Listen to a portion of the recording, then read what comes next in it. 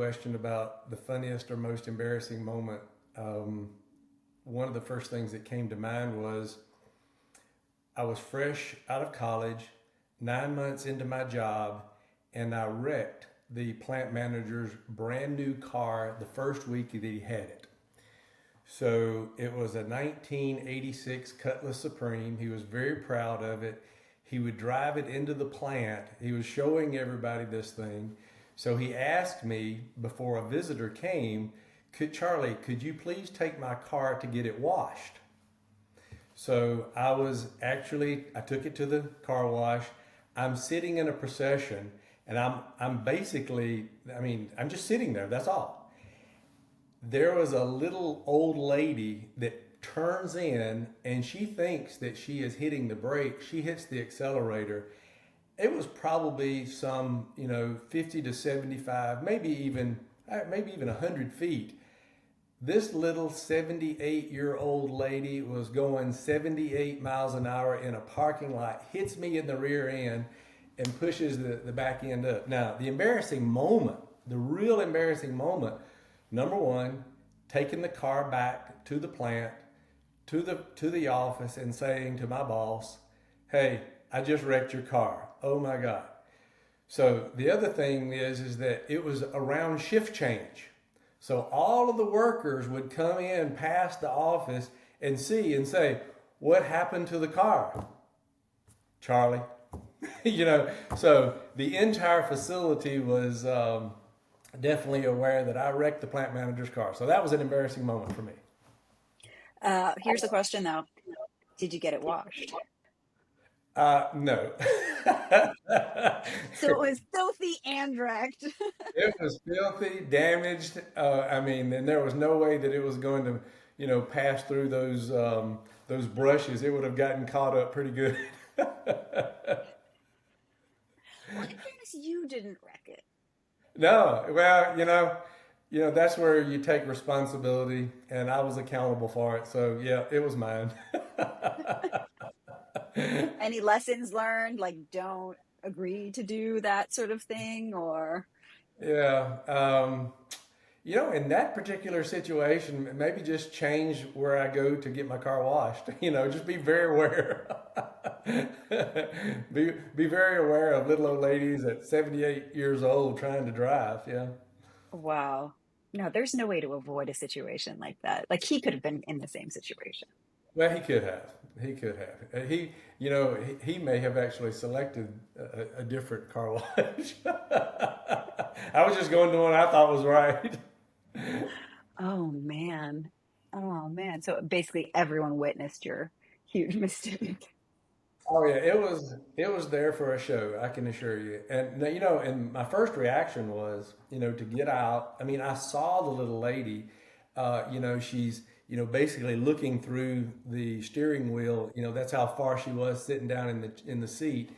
And my biggest concern was, is she doing okay? I mean, you don't know if she's got a belt on or whatever, but go back there. She was doing fine. Now the car lunged forward and actually hit the guy in front of me, and I'm kind of like, hey, big burly guy, and I'm like, whoo, I wasn't me. It was that little old lady back there. Sure, blame the little old lady. I passed the buck real quick. Oh no. But that's uh, not bad that your big embarrassing story happened at the beginning of your career. So good on yeah, you. yeah. It's now the rest of life lessons we're trying to navigate and try to explain that it certainly wasn't intentional. I certainly apologized, and never again would I, take my boss's car out. Period. I can't imagine telling anyone, hey, drive my new car. Well, I mean, that's the lesson for me, for him, not for you. well, I mean, if you go back and you evaluate, he trusted me at the very beginning, but our relationship has lasted all these years, so I think the trust level I re-earned it. If he ever said, "Hey, Charlie, take my car," he'd probably have second thoughts, though. Right. Even now. Yeah. Amazing. All right. Well, welcome to Skilled, the podcast where we sit down with remarkable L&D and HR leaders to uncover the stories, strategies, and skills behind their success. I'm Karen Rosenfeld from Growth Space. Today's guest is Charlie Ackerman, a seasoned HR executive and organizational strategist with over 35 years of experience leading transformation across industries. Charlie has spent 16 years as senior vice president of HR at Bosch North America, where he played a key role in executive coaching, succession planning, and global HR system design. Now, as president of Charlie Ackerman Consulting, he advises organizations on talent strategy, business transformation, and operational success. Hello and welcome, Charlie, and thank you so much for joining me. Thank you, Karen. It's a pleasure and honor to be here. Thank you for asking. Oh, yeah. Well, of course. So we always like to start after this the hilarious beginnings to give you an opportunity to show off a little. I'm sure you, especially at Bosch, did some incredible things. I would love to hear a particular success story that you're proud of. Yeah. Um, I think that when I reflect on what I would consider the greatest success, it really is a combination of two things, all simultaneously driving, the results of the business always. But there are two groups of things that I did. Number one was participating on a global basis of the redesign of our HR system for Bosch. That started when I had my international assignment back in 2002. So I was fortunately asked, Charlie, if you had to redesign the HR organization globally, what would you do?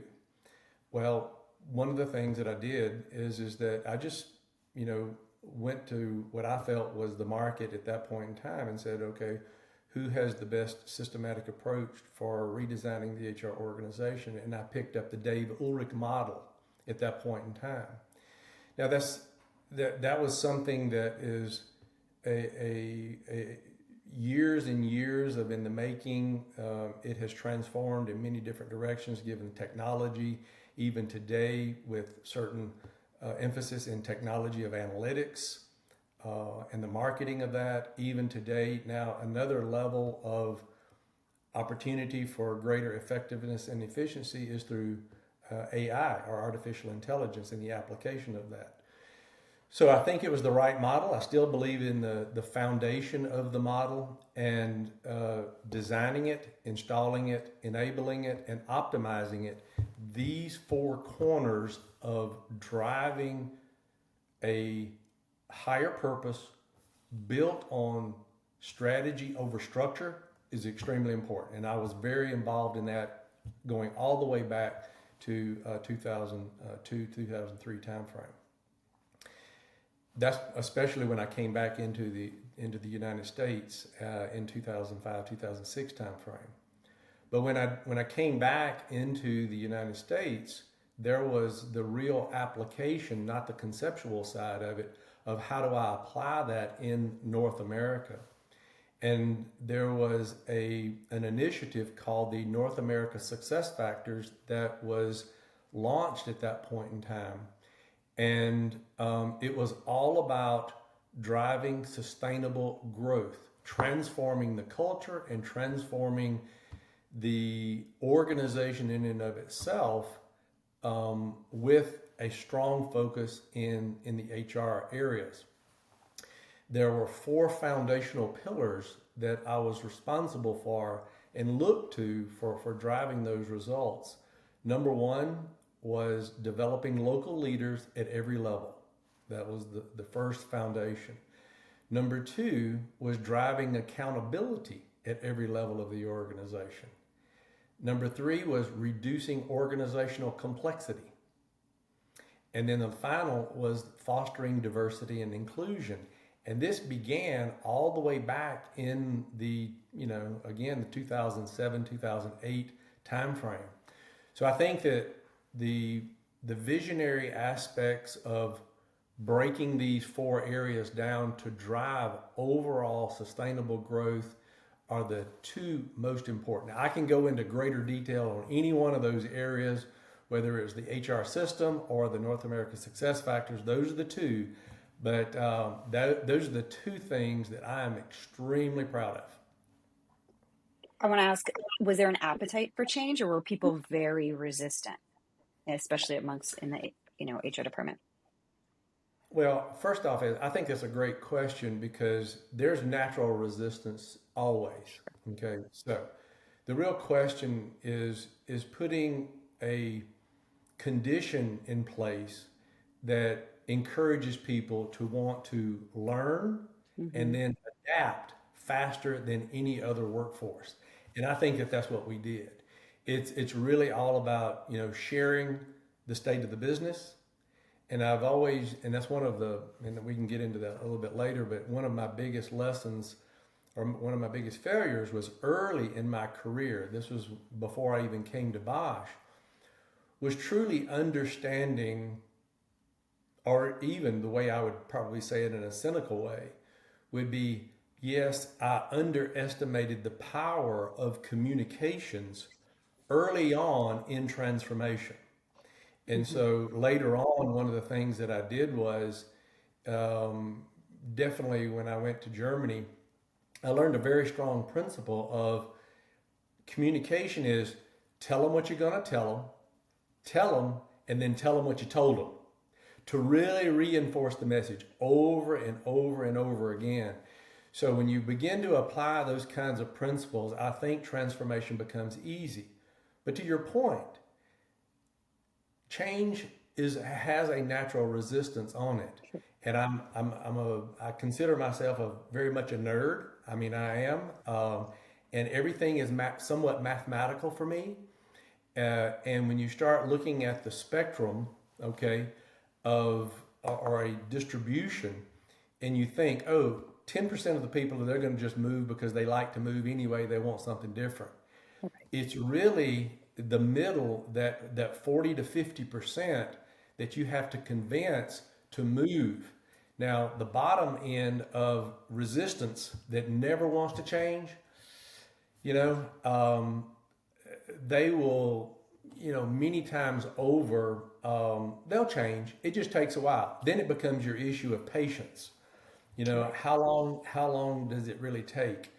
And And whether the company can afford to wait as well. yeah, and that's the thing is you can't look at this as one dimensional. You have to look at it in maybe two or even three dimensional elements.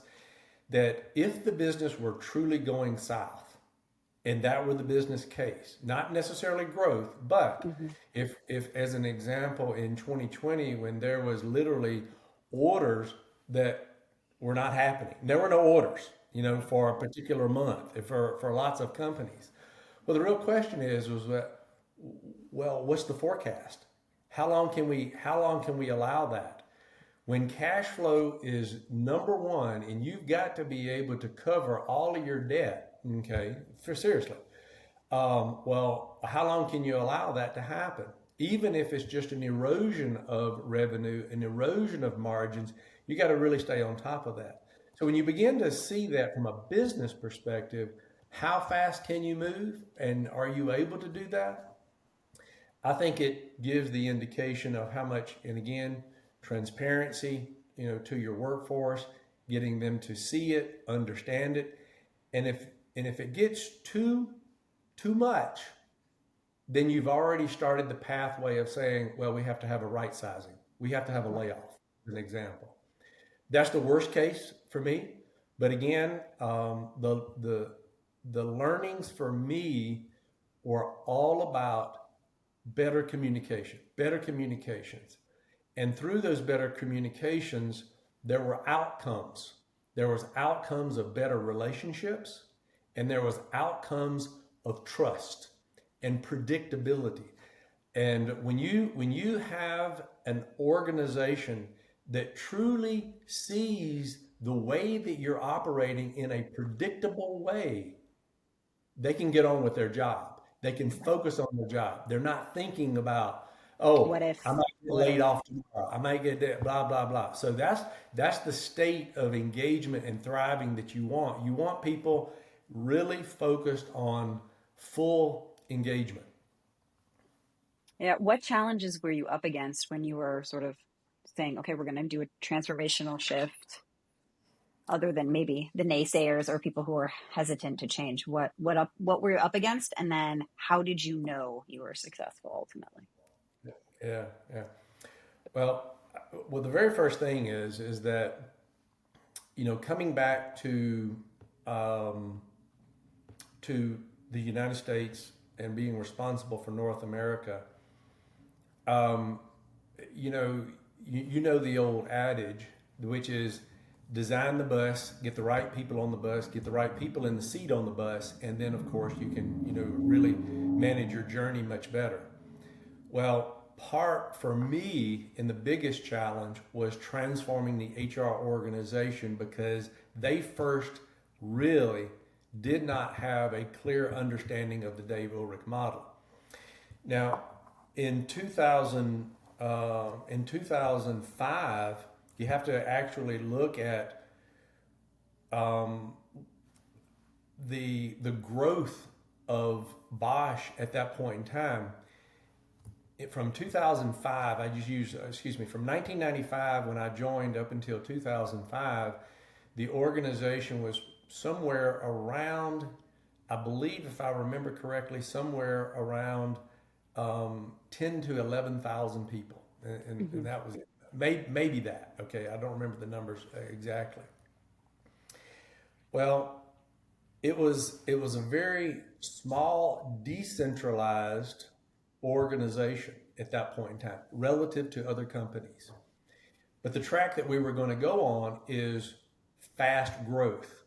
So the real question then became, oh, okay, to what degree is there balance in trying to drive the organization around consistency of structure, consistency of processes, consistency of growth because we were growing and expected to grow so fast? That what's interesting is if you take the previous 10 years, there were very traditionally minded, HR associates, Mm-hmm. and there were traditional staffing organizations, staffing structure, staffing processes, and so I think the very first thing is, like I said, was, and I've used this philosophy. It may not be the right philosophy, but it certainly worked for me. If you can't change the people, change the people.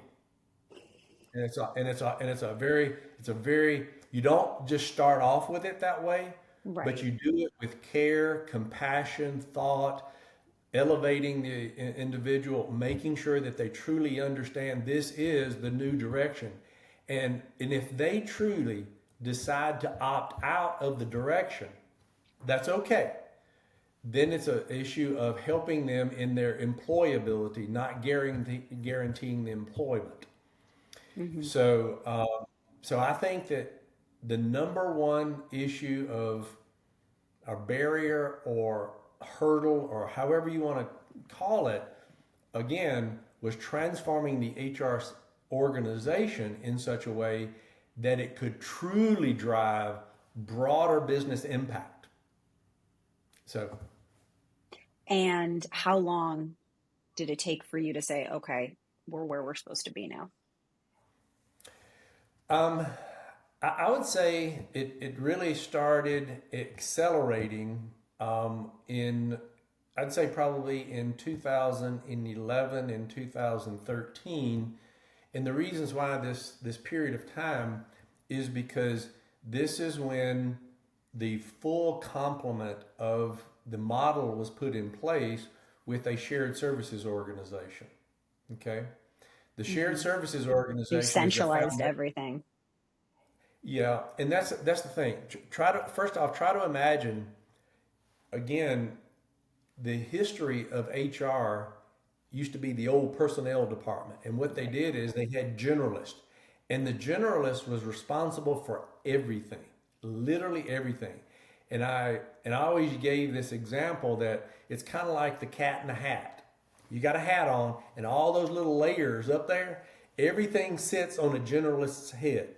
Mm-hmm. Well, the Dave Ulrich model, what it does is it separates those responsibilities into administrative versus technical drive versus business consultation versus process orientation, okay, or a process ownership. So when you take all of these functions and you begin to spread them out and you begin to see the traction, I will tell you that is the most fun I have ever had in my life. And I called it really a dream team, because putting the right individuals in place to drive these functions, whether it's the COE, the Center of Excellence in Process, HR business partners, the HRIT module, or even the shared services organization. And the proudest moment that I could ever imagine was after launching all of these functions. Within the first 18 to 24 months, we started seeing what we call the HR utilization rate.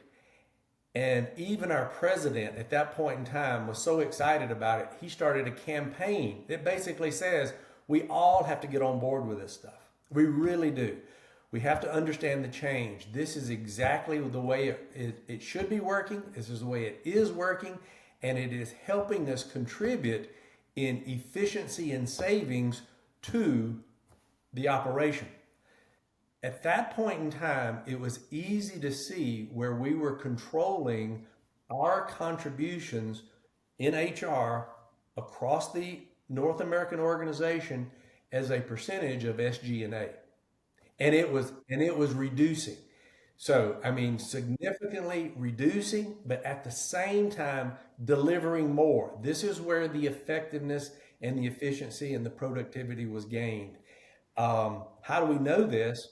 Is because, holding your budget steady, and literally holding your budget steady as always, but going from in 2000, say, 2011 timeframe, 10 to 11,000 employees, all the way up to say 25 and even 30,000 employees with the same structure, relatively some more headcount, but properly placed, properly focused, properly driven.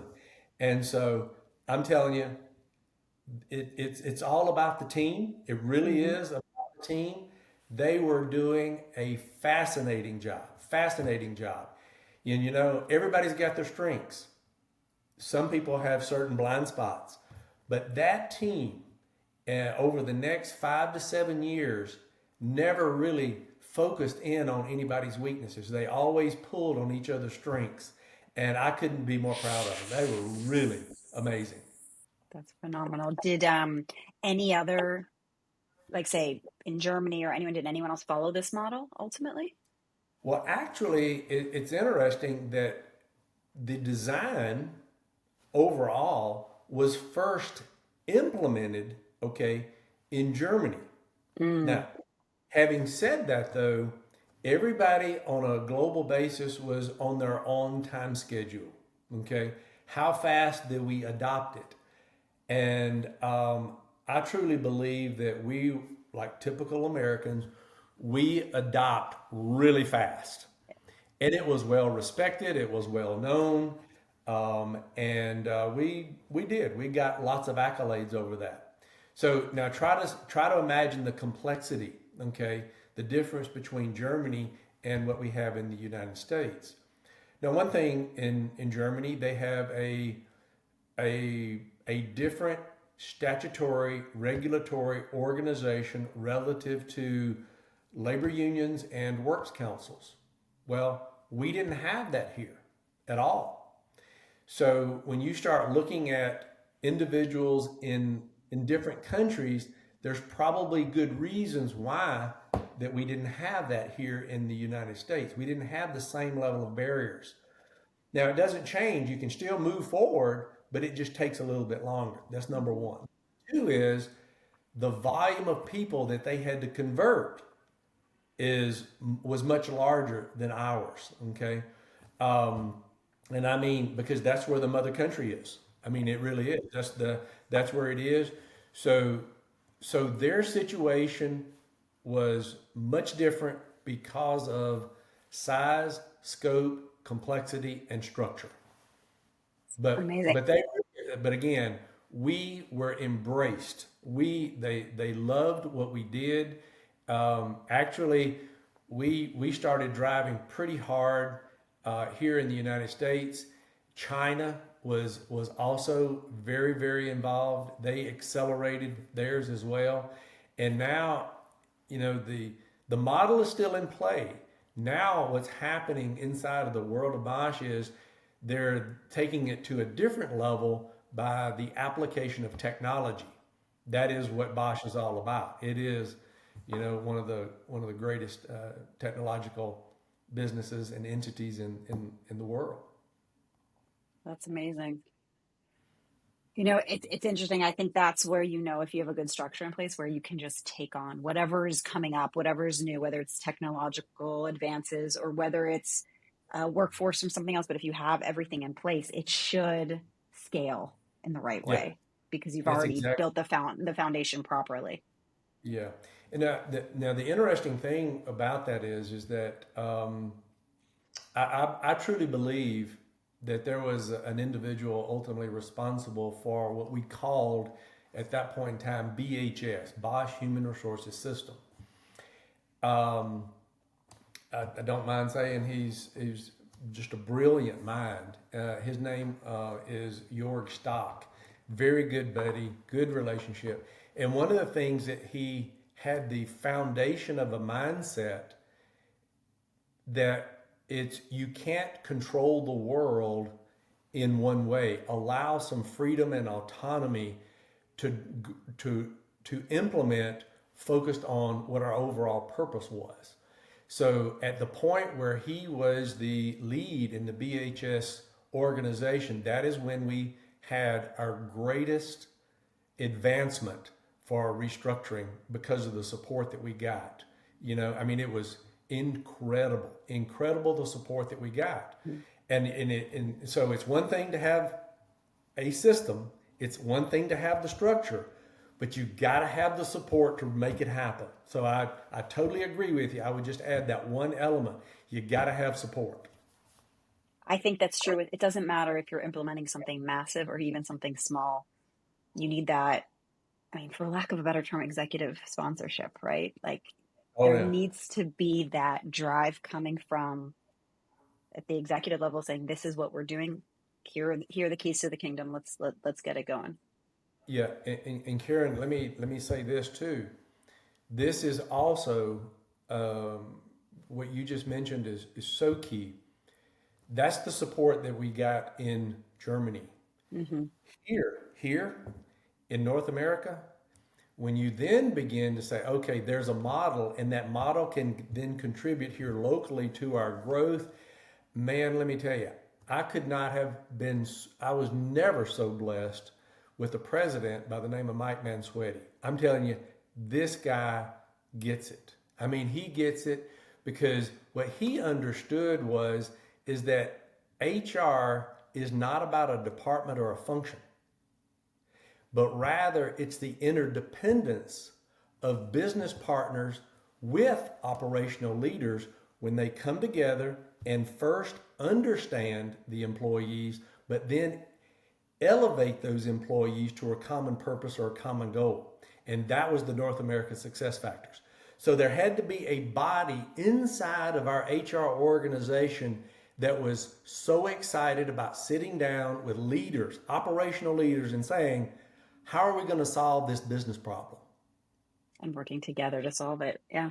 Yeah, and I mean, that's fun. But Yeah. when the HR business partners had the opportunity to say, okay, we're going to resolve turnover, we're going to resolve leadership, we're going to resolve training issues, we're going to design systems and methods to drive skills higher and innovation higher. How are we going to do that? I mean, that's what people want to do. They want to get involved in solving critical problems to the business. So, coming back to your point, you got to have support. We had incredible support in Germany. We had incredible support here from the line operation side in North America. That's phenomenal. But now I have to say, I want to go back. I want to pull that little thread that you mentioned a few minutes ago. Talk to me about the communications issue you had learned about from before. Is that I'm very curious about how you got to that place of set people up, tell them, and then remind them. Where was that? I want to hear the story behind your sort of, maybe let's call it a communications blunder in the past, or that learning you had. You want to hear Whether about the blunder? You want to I hear want to about the hear, blunder first? hear about the blunder. Tell me. Or epic Yeah, fail. I don't know what scale we're working on right now, but yeah. yeah. I think the time that was early in my career was when I was working at my second employer, which was Aston and Johnson.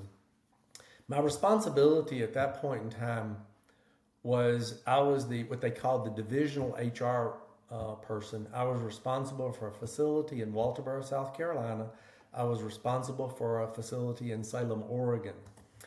Unfortunately, and not to go into too many details, there was a fatality, and I had only been actually with this organization, I want to say probably 90 days. 90 days, and I stepped in, and I really had a lot of experience coming from my first job, because that was my job when I first started out of school. I was a personnel supervisor and a safety engineer. Those were my titles. So I had lots of experience looking at all aspects of safety programs. So it didn't take me very long that when I flew out to truly understand the situation out in Oregon, really immediately, 24 hours, I was on the ground. What happened there? It was easy. They did not have a sufficient lockout tagout program. They had one, but notice the operative word here is sufficient. I had never managed a fatality before. And So I hope you focus, haven't since. That's yeah, doesn't exactly. get doesn't get worse. Focusing in on that, okay. One thing that again, it there's there's the individual that was obviously that died, but then there's the family, and then there's the extended family, which is all the associates. At that space, that's where I learned, oh, I need to up my game. I need to up my competency level relative to communications. Because remember, it's about those relationships, the long-term relationships, how you act at that time. Calm under fire. Somebody's looking for answers. Somebody's looking for assurance. Somebody's looking, how is this situation going to affect me when it's so personal? This was a very small organization, out there. I think it was at max, couldn't have been any more than probably, say, 75 to 100 people. It's kind of like a small family, Yeah. On 3 shifts. So that is when after, and actually this was in 1989, I learned that there has to be a focus of the future, and you've got to get people moving toward that new future state despite, this. It's not like not talking about it. You need to talk about it. That's the hard part. You got to talk about it. You got to let people, they have to find their way to comfort, because everybody's totally different. And you can't, and I'm telling you, this is, again, I get very passionate about this now. You cannot, as an HR organization, broad brush it, okay, and say everybody's fine. No, no, no, no, no, no, no. It takes, for something like that, it takes minimum of 6 months to get that out of the system, such that it's not dominating the discussion. And it's an emotion. If you can try to put it on a graph, the emotional peak of anger and intensity, the loss of a loved one. Okay, everybody goes through that. So don't try to rush it. If you try to rush any aspect of it, that's when I personally believe, you begin to lose relationships. And trust. So that's my aha moment. Yeah. Wow. But again, one of the things, Karen, is I view many aspects of what I do, ever since that point in time, as transformation, because you've got a state of, again, fear, but you want a state of engagement. You want a state of full engagement. And if you can't get that state, where are there barriers to state of full engagement? There might be slipbacks and all these kinds of things, but that's if you can always view your work for continuous improvement, either strategically over time or even short-term crisis situations. I think it's very helpful to view communication as the foundation of that journey. I think that's true in all aspects of life, not just professionally. I think Oh yeah. everything is built on relationships, and all great relationships are built on a foundation of excellent communication. You can't have one without You the know, other. one of the things that I wanted to maybe just convey is this. Oftentimes when I have these kinds of, um, I would say, interviews and stuff like that, sometimes it always comes down to this question of, Charlie, what do you see success as? Okay. And I've certainly given that some thought. And I think it's a recipe of believing. It's a mindset. Okay. Now, for me, there are 4 ingredients to this. Okay. And I use these all the time. The first ingredient is believing in a purpose that one person cannot do alone. So try to imagine that. And you can always ask yourself, do I believe in a purpose that one person cannot do alone? It's kind of like this. I've been married for 38 years. I can assure you, I would never have been able to do all of what I did without my wonderful, beautiful wife. Okay? For 38 years, right? But we believed in a purpose together. So that's a personal relationship. Mm-hmm. Then in business, if you can identify a purpose that's much broader, like the North America Success Factors or the BHS, okay, that is something that I could never do all that alone. So you have to believe in that purpose. The second ingredient is genuinely believe in others. Because if you don't genuinely believe in others, you can't do number 1. Right. The third ingredient is believe in yourself. Because you can do the top 2, and if you don't believe in yourself, you know what? Then you're going to be cynical, you're going to be pessimistic, so about yourself, you've got to believe in yourself. And number 4, and the final one, is believe that the mission and purpose can be achieved. If you ever lose doubt that mission is not going to be achieved, then you'll fail. It's kind of like that already there. If you think you're going to fail, you're probably right. Yeah. So those are the 4 ingredients that I love to talk about, because it is so powerful when you see individuals in an organization when they have that mindset. I love seeing people that have those 4 principles. And I think maybe to add to it, or as an addendum to maybe point 2, is I think knowing that there's belief in you from others helps you get to that mission place, right? Where Yeah. you're not just, Yeah. oh, I believe in you, but no one else does, right? But if you know that you have that sort of support system around you, it just establishes that much of a stronger relationship, and then you can push your way towards whatever goals. I love it. I love it what you say, because it's, you feel the support, you feel the energy, you feel the momentum. Yeah. It's that rhythm, it's that cadence, that starts at that point in time, and it's you feel unstoppable. Yeah, no, and I think that's how we can't help it, right? That's how we get to believe in ourselves. When you know others believe in you, we can't, well, they can't all be wrong. I must be okay. And then you can keep Yeah, going. But I think even if you boil it down to that, your 38-year marriage, I'm sure that without a doubt, your wife believes in you and supports you, and you the same. And that just yeah, strengthens the relationship that much more. Now multiply that across 20,000 people. I mean, that's the recipe right there. right, right. Oh, I love it. Now I'm very curious about the last part of this conversation.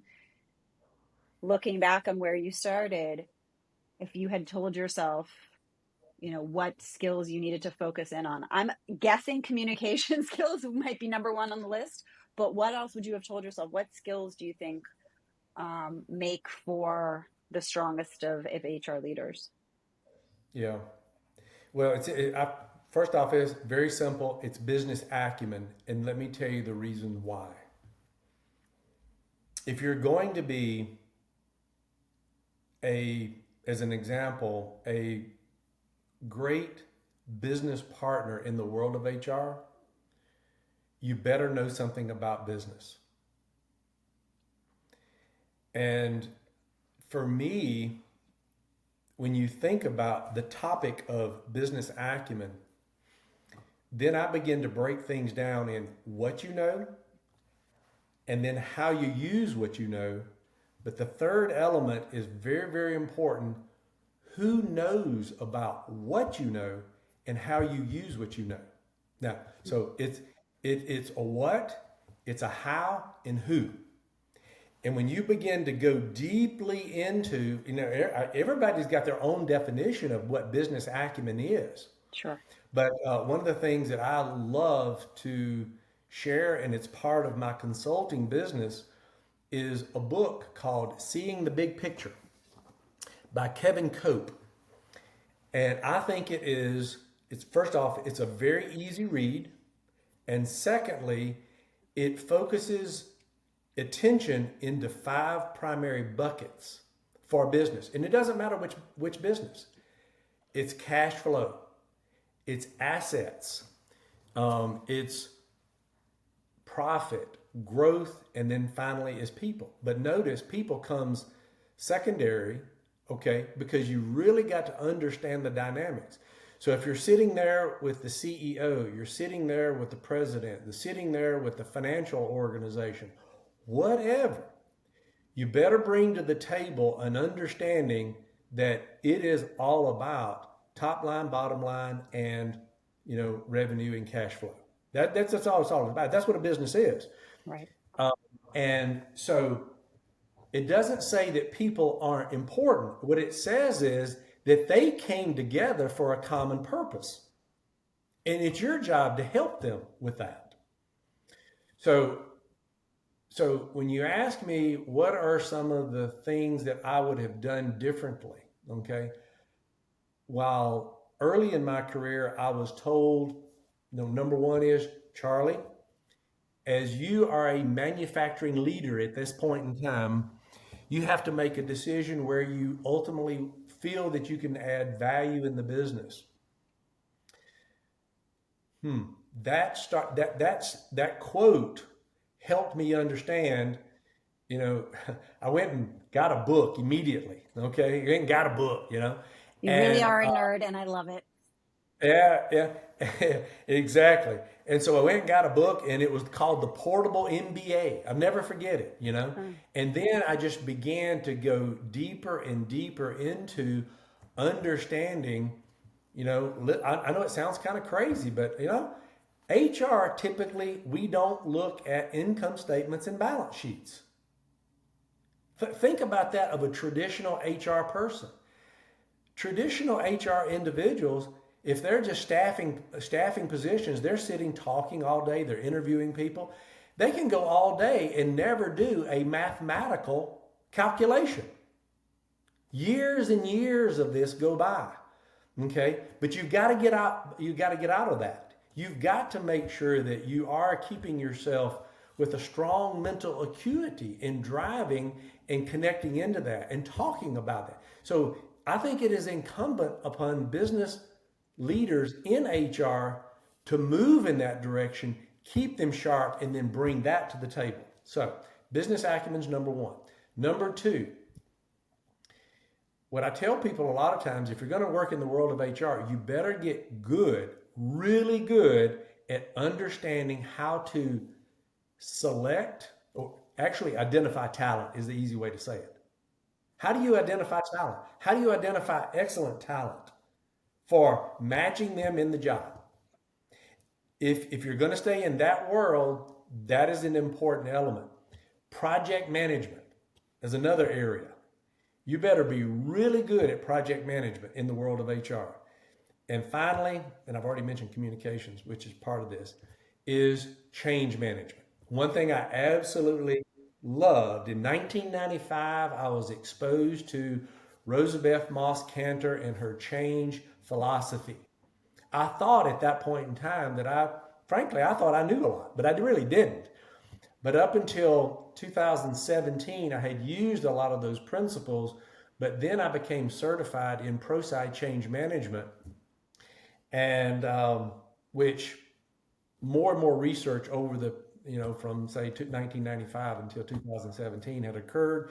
There are more tools, there's more online accessibility. And I am very, very proud of being able to say, yes, I am certified in change management. And it's lifelong learning. I just absolutely love to learn. I love to learn new principles. I love to talk to people like you. I mean, I've certainly learned something already, just by you taking some of the things that I'm saying and saying, well, did you think about, its impact on, like support infrastructure and scaling and things along those lines. Yeah, I love that. But I listen intently, that's for sure. Active listening, yeah.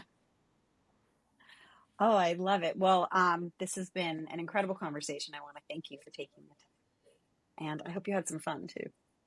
Oh, I did. It was really fun. It's you make it easy. I mean, it's just very, very, very open, transparent, hospitable. Made me feel extremely comfortable. So I can't thank you enough, Karen.